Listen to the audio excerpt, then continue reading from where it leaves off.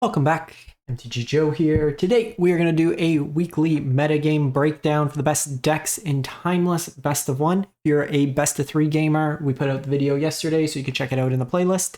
We'll get to Historic this week as well, ahead of the qualifier weekend. For those folks who watch Explore and Standard, we'll come back after rotation in the next couple weeks once we get more of a shake-up in those formats. We got Modern Horizon 3, which impacted Historic and Timeless a lot more right now. So we're getting the data as always from Untapped.gg, what you see on the screen. We'll look at the popularity of decks, we'll look at the deck lists themselves. I'll paste it all in the video description along with the link if you want to get started with Untapped. And we'll kind of get going there. So the popularity of the decks, we see Show and Tell at about 20%, Boros Energy at 13%, and Belcher at 2%. We kind of drop down the filters to Platinum.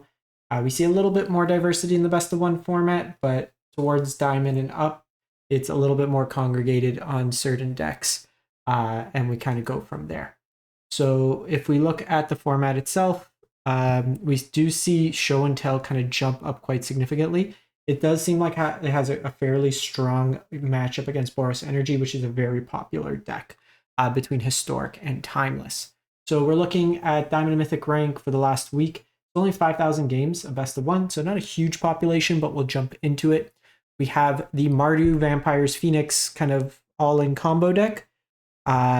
So this deck here, you can turn 1, get 3 Phoenix into play. The way you do that is Strike It Rich, Dark Ritual, and Buried Alive to get the Phoenixes that comes into play.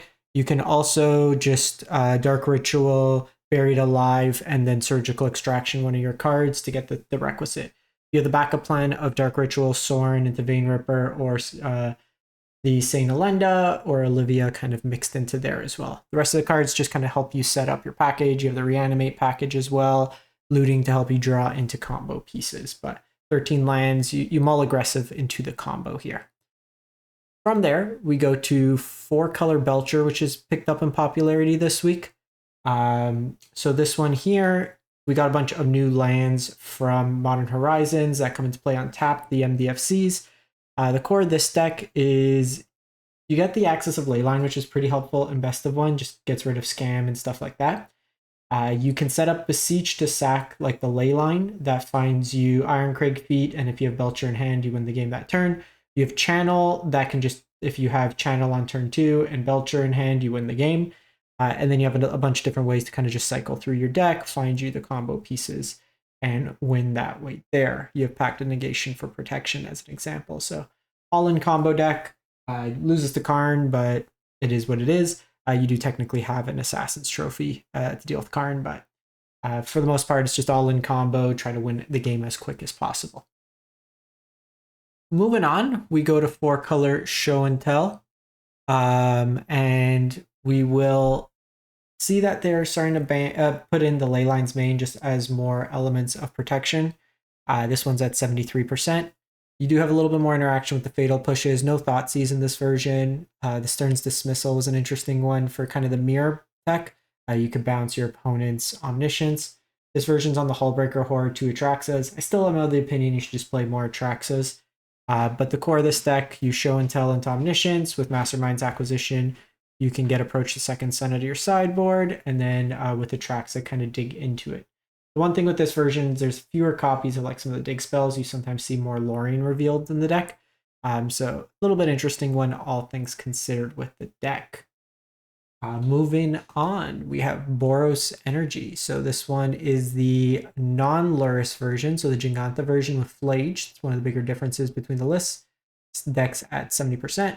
1 Fable, 3 Flages, the Ragavans in here, Ocelote's Pride. Nothing too spicy with this list. Galvanic Discharge, 2 Bolts just kind of mixed in. You're winning off like Flage for the long game. Flip the Johnny goes very hard in these decks. Guide of Souls helps you kind of keep up with the energy, and then Unstable Amulet can be the engine for the deck. We have another Show and Tell variant, Show and Tell Control. So this one here, you don't necessarily win the game in the context of like the combo variant. You Show and Tell Omniscience, you could still Show and Tell Atraxa, but then it's just a lot more interactive. 7 counter spells in the form of Counterspell Mana Drain, bunch of card advantage, stifles, Tishana's kind of mixed into there as well. So it's kind of show and tell, and then just never really tap out. You always have interaction and stuff like that with the game. So it's a little bit more interactive, less all in, but allows you to interact more with your opponent's board, stuff like that. We go to Dimir. They're calling it Scam. It's kind of like mid-rangey control. With this one here, you can kind of group it. I do like looking at it in this way, just for this deck, so you can see the difference. So traditionally, these Luris control decks only play Bowmaster as their win condition. This one's got 16 creatures. Some of the Bowmaster versions also play a couple Tamios, but this one's got Nethergoyfs in it, as well as Psychic Frog, the Toxic Deluge main, Treasure Cruise, so it's a little bit more mid-rangey in focus, and kind of go from there. And then we have like Brainstorm, Fatal Pushes, Mana Drains, just a whole bunch of interaction. Drown in the Lock, Sink into Super, which is a land and utility spell. And interesting with the Nightmare here, just kind of rebuy value.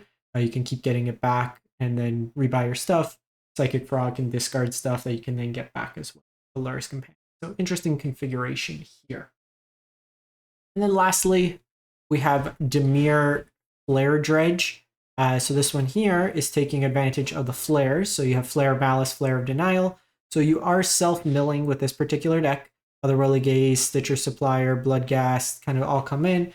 You're taking advantage of like the free spells that you can then sacrifice. So Flare of Denial is a counter spell. A bunch of like Prize Amalgams or Narcomoebas can enable it. Flare of Malice, Silver Smoke, Bloodghast, the Stitcher Supplier. So a lot of ways to kind of get free value from it.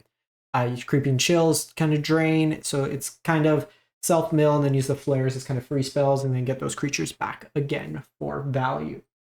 So really quick one today. There wasn't anything like super innovative in this week. I think a lot of people that normally play this format have shifted to Historic just for the qualifier weekend. Play rates seem to be a bit higher this week in that format, but we'll see in the coming week where things stand. But that is it for the week. Hope everyone is having a great one, and we'll catch you next week. Thanks for watching.